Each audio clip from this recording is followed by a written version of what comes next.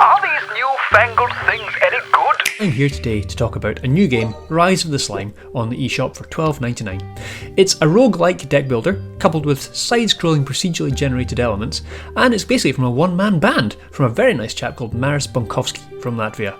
I do love a good game that's been developed by one person. They're rarely perfect, but there's just something about that story makes me very, very happy.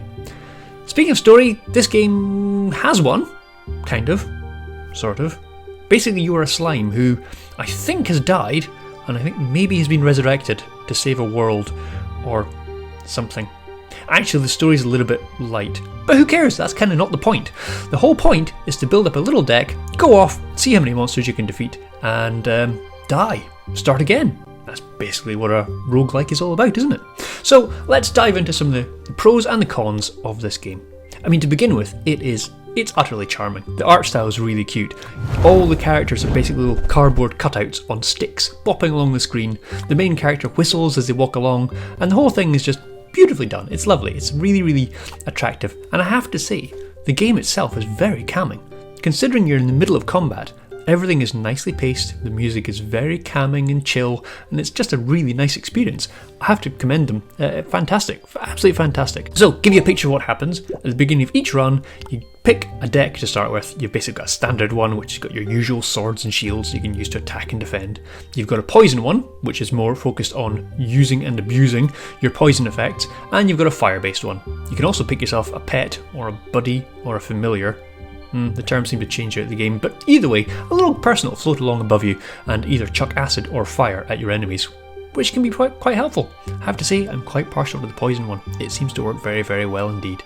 So you've picked your buddy, you've picked your cards, off you go. You can, during your run, you can upgrade both your cards, your character, your own stats, and you can use these to great effect to carve your way through, I'm not exactly going to say hordes of bad guys, but various screens of bad guys, and every so often you'll come across a nice little staging area where you can either add cards to your deck, you can purchase upgrades to yourself, or you can just refill your health. You go as long as you can until you die, at which point you pick up the coins that you have accumulated, you use them to upgrade yourself, you start again with basically everything wiped out. You start from zero every single time with the exception of the coins you started with, and you can upgrade yourself. It's a frustrating mechanic, but hey, that's what roguelikes are all about, isn't it? You just see how far you can get. Repeat over and over. It doesn't take that long, really, to get to the end of the game. You can complete an entire run after probably an hour, a couple of hours of practice. And then there's nothing really much more to gain from the game. You just keep doing it. And it is a very pleasing experience. It's one that many people will enjoy. And hey, if you're into deck builders, you will probably love this. There are a few downsides, though. One is stability. In my playthrough, I've already had the game crash twice, but thankfully there is an autosave feature, so I've not really lost where I was, I've just sort of lost half of my last battle, and I've been able to pick up and keep going. There is a patch promised, which hopefully will fix some of these things, but there's a few other little niggles I have with this game too. The first one is more to do with the interface. So when you're picking menus, sometimes it's hard to see where you are. It's just not been quite thought through. A lot of white highlights on light backgrounds make it kind of hard to see what it is you're specifically selecting at any given time. There are a few other drawbacks too. The text on the Switch, certainly in handheld mode, can be quite small.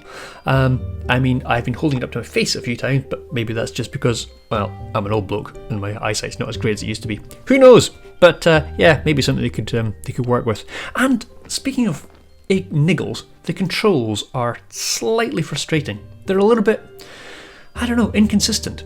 So sometimes you move with the stick, sometimes you move with the D-pad. Sometimes it's easier to use your finger on the touchscreen, but then sometimes the finger on the touchscreen will do things you don't want it to do.